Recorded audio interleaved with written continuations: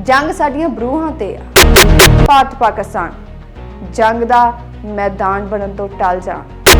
Ukraine रूस जंग, Israel Hamas जंग, भारत पाकिस्तान, पाकिस्तान अफगानिस्तान जंग।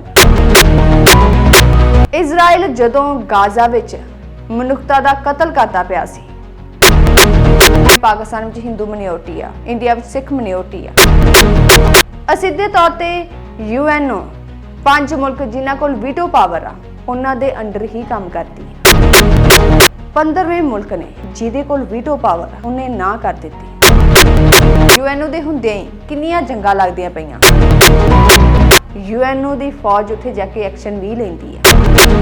अमरीका ने इस मते नूं वीटो कर दित्ता। जिन्नू भी वांटेड करार दे दिंदी उस बंदे ते दुक्की दा असर नहीं पैंदा। यूएनओ कोल अपनी फौज तक मौजूद है।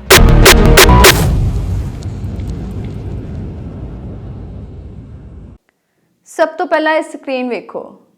How will Putin travel to Hungary to meet Trump with ICC arrest warrant. भाव के रूस के राष्ट्रपति व्लादिमीर पुतिन हंगरी मुल्क विच किवें जाणगे, क्योंकि उन्हां नूं आईसीसी यानी कि इंटरनेशनल क्रिमिनल कोर्ट वालों वांटेड करार दिता होया।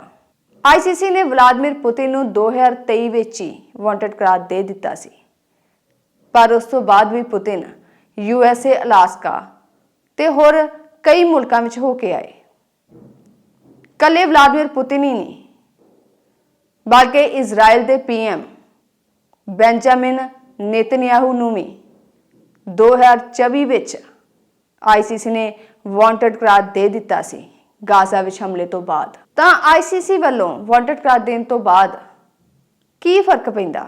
असल विच आईसीसी कोल किसी भी तरह की कोई पुलिस फोर्स या एनफोर्समेंट एजेंसी नहीं हैगी कि वो अपने हुक्मां नूं लागू कर सके, या कह लो कि प्रैक्टिकल विच कुछ करके विखा सके।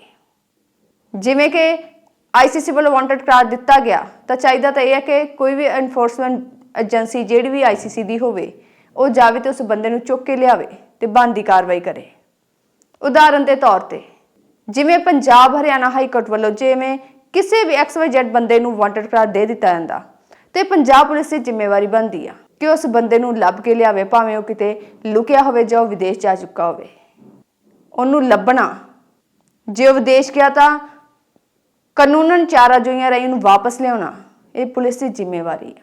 पर आईसीसी कोल कोई भी एनफोर्समेंट ना होने करके जिन्नू भी वांटेड करार दे दिंदी उस बंदे ते दुक्की दा असर नहीं पैंदा, खास तौर ते ਜਿਹੜੇ ਵੱਡੇ ਮੁਲਕਾਂ ਦੇ ਮੁਖੀ ਆ ਉਹਨਾਂ ਤੇ। ਅਸਲ ਵਿੱਚ ਅਸਿੱਧੇ ਤੌਰ ਤੇ ਆਈਸੀਸੀ ਵੀ ਇਹਨਾਂ ਮੁਲਕਾਂ ਦੇ ਅੰਡਰ ਹੀ ਕੰਮ ਕਰਦੀ ਆ।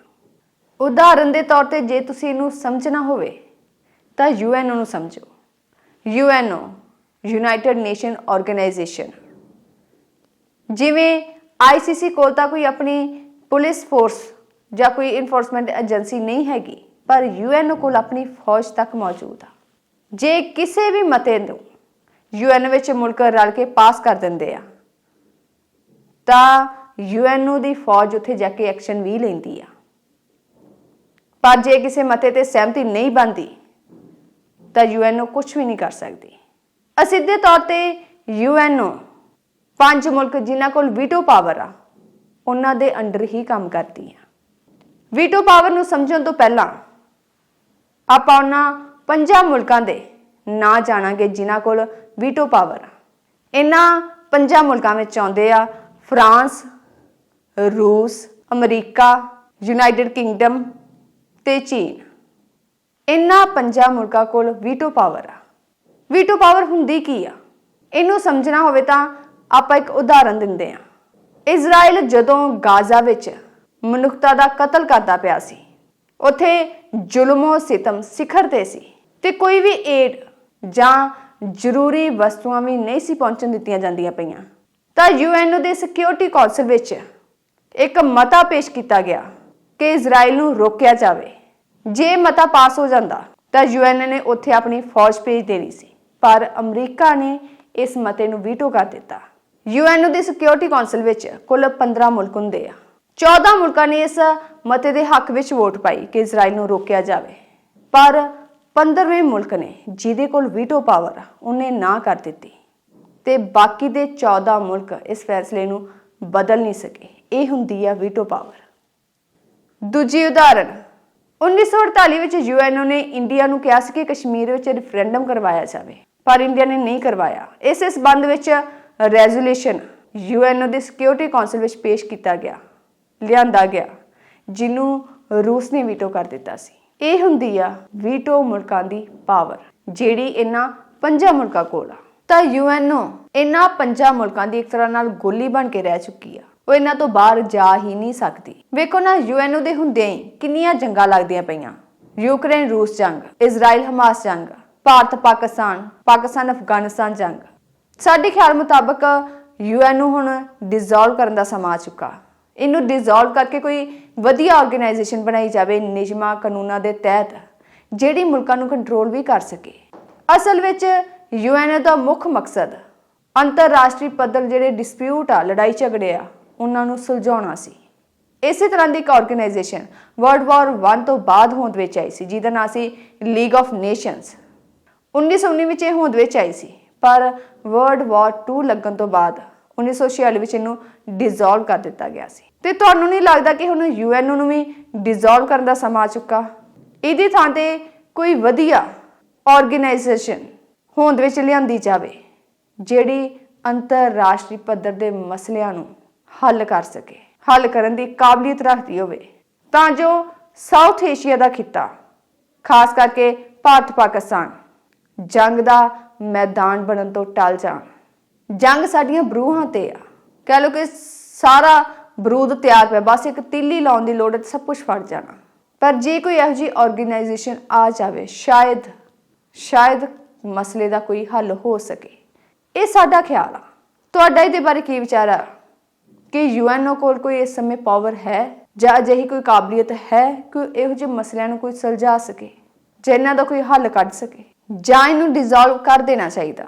ਹਾਂ, ਇੱਕ ਚੀਜ਼ ਜ਼ਰੂਰ ਆ ਕਿ ਜੇ ਤੁਸੀਂ ਯੂਐਨਓ ਵਿੱਚ ਕੋਈ ਗੱਲ ਲੈ ਜਾਂਦੇ ਹੋ ਆਪਣੀ, ਤਾਂ ਇੱਕਦਮ ਪੂਰੀ ਦੁਨੀਆ ਵਿੱਚ ਫੈਲ ਜਾਂਦੀ ਆ। ਉਦਾਹਰਨ ਦੇ ਤੌਰ ਤੇ ਜੇ ਕੋਈ ਮਿਨੋਰਟੀ, ਜਿਵੇਂ ਪਾਕਿਸਤਾਨ ਵਿੱਚ ਹਿੰਦੂ ਮਿਨੋਰਟੀ ਆ, ਇੰਡੀਆ ਵਿੱਚ ਸਿੱਖ ਮਿਨੋਰਟੀ ਆ, ਇਹ ਗੱਲ ਵੀ ਨਾਲ ਹੀ ਆ ਕਿ ਤੁਸੀਂ ਕਿਸੇ ਮੁਲਕ ਦੀ ਮਦਦ ਤੋਂ ਬਿਨਾਂ ਕੋਈ ਗੱਲ ਉੱਥੇ ਨਹੀਂ ਲਿਜਾ ਸਕਦੇ।